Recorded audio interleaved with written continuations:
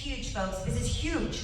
Because what we are doing is we are relationship building. We show up ahead of schedule. We are not going to show up when the social starts. We're going to be there a little early so that we can all be positioned by the door to welcome people as they walk in. Jason, thanks so much for coming tonight. Hey, this is great. We're glad to see you. And then when I see Jason, 10 minutes later, Jason, did you have a chance to look at those live auction items yet? Did you find them? See, I'm building a relationship with Jason. We're welcoming those people, and we're all through the cocktail hour. We're building relationships and visiting with them. We're not just there to work the live auction. So prior to the event, it's going to be arriving early, because I was always told if you're early, you're on time. If you're on time, you're late. If you're late, you're yeah, that's bad. Don't ever be late. So be prepared in the right attire. Call up. Hey, Scott, I got your event working. I don't want to know what you're wearing, but what do you want me to wear? So, anyway, find out what the attire is. Find out. Dress professional. So what do I expect from my ringmen during the live auction? I want my ambassadors amping up the energy, making sure everybody's having fun. And you know the best way to tell that? When we are taking pictures at the event and we've got a photographer there and the entire table is going, yeah. Scott's over there going, You got that. and all the way like this. I mean, it's like a picture's worth 8,000 words. Everybody is engaged and having a great time. That's what I expect. Think my expectations are a little high? No. Dang straight.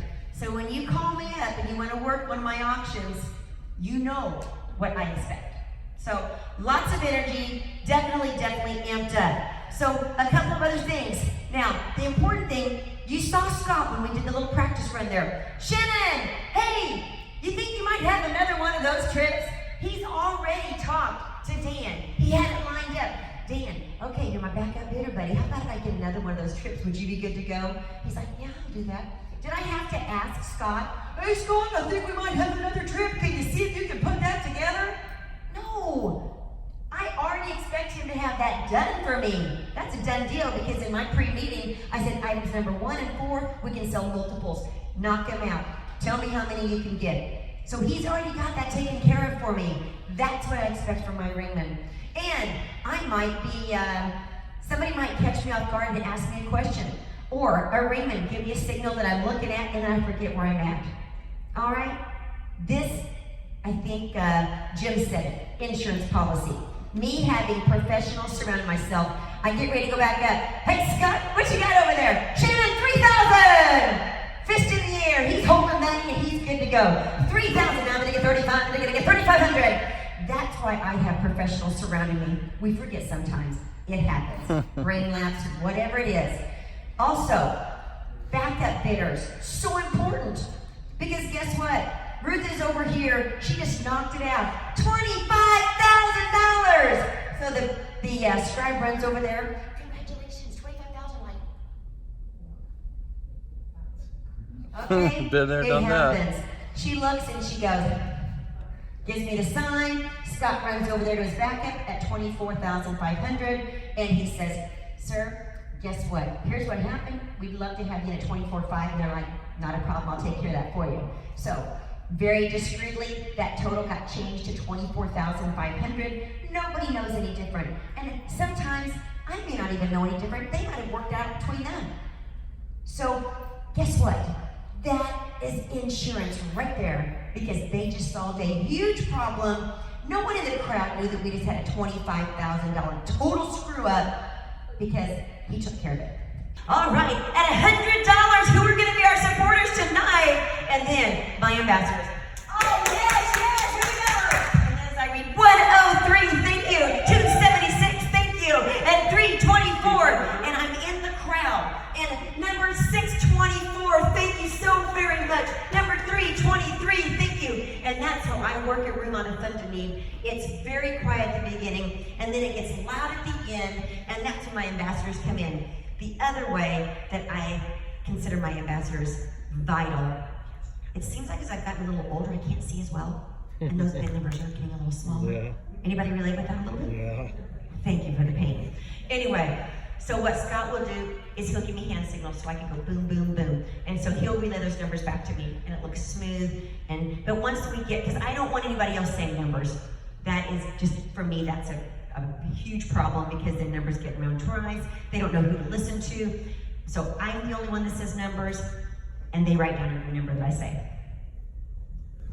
Yeah, so again, all events are dependent on what the level of energy is in the room. Do we have a very somber special appeal, or do we have something that we should really be celebrating? A school bus is no reason not to be celebrating. If we're gonna raise $80,000 for a school bus, everybody in the room better have their hands together every time a card goes in the air.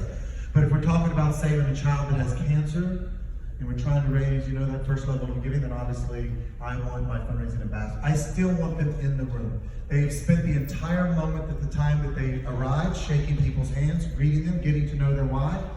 I want them to feel comfortable in giving me a bid directly or giving me a gift directly. Outside of the live auction is that special appeal moment. It's very important for you to understand that that is the greatest relationship builder that you could possibly do. Especially if someone's going to raise their hand at a large amount. But no more important is to give acknowledgement and appreciation to those that raise their hand at $100, because they're just as important as the $25,000 donor. And we've taught everybody here heard about test donors or test donations that they're giving $100 just to see how they were treated. And if they're treated well, they come back on Monday and they write a check for $50,000. If they were treated poorly, they didn't get that grant. Then you never know who that $100 donor is. So my goal is that I cannot get to 400 people in the room that raise their hand. I can get to my inner sphere. I come off the stage and I'm talking. Thank you so much for your $5,000 gift, Katie. Thank you so much. Thank you, Kevin. Thank you, Carol. I cannot get to Carol, but I don't want her to think that I showed them any other more gratitude than I want to give her. So what I say is, Nelson, get to Carol, shake her hand and tell her how much we appreciate her. I'll tell her that. I want that instant gratitude. I want that instant thank you. And not just thank you. I train my fundraising ambassador to say, Jason, thank you for your $5,000 gift tonight. You just helped us save 45 dogs by feeding them for a month. Whatever the cause is, it's not just a thank you. A thank you is not enough. You have to attach the mission to it, and they know that. If someone from the organization brings you a drink and says, come join us, we'd like to visit with you, you guys did a great job, absolutely, I'm going to be social. But we don't hang out and party. That's huge. My team does not hang out. It's not our party. We've done our job. We look professional, and we leave while we still look professional. And if they bring me a drink, I say I really appreciate that, but what I'd like to do is meet with you next week and we can have a drink during lunch or something. I am a true believer is that it's okay until it's not okay. And all it takes is for something to give them a reason or an excuse to say, well, you were drinking on the job. And if I never put myself in that position, it's one drink. I don't need it. I won't lose anything if I don't sip it. I won't insult them by just saying, you know what, I really appreciate that, but let's have a drink next week. We can talk about when but I'd love to meet with you next week. So me, it's a no tolerance. And if I ever see you drinking, you'll never come back to work for me. It's just no tolerance. There's no place for it. We're on the job, we're on the clock, and alcohol is not a good mixture. And everybody has their own opinion. I honor everybody's opinions. A lot of people sit down and they eat dinner with everybody else. My team does not sit down and eat dinner. My team spends that time walking through the time because everybody's sitting down and said, hey, how was your dinner tonight, Katie? Did you enjoy it? Awesome. Well, guess what? I just want to let you know I'm going to be working in your area tonight, and I'm the Fundraising Ambassador. And if I can help you in any way, have you heard about the live auction items? If you need another glass of wine, just let me know. I'm your man. I'll get it for you. I've served 4 or 5 glasses of wine to a table many times. Oh, you want another steak? I see you're eating for 2 right now.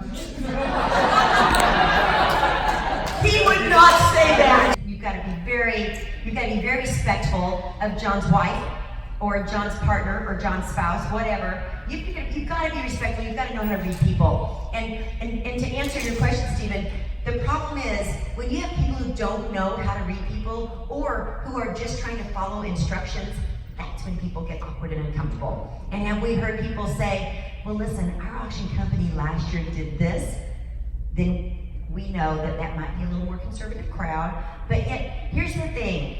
We tell people we're going to bring a lot of excitement and enthusiasm. So do people ever tell us that we have too much? No, because we've already preconditioned them. They know that's what we're bringing on because they asked for it. Be careful what you ask for, right? Yeah, no. So you're preconditioning them though. You are preconditioning them.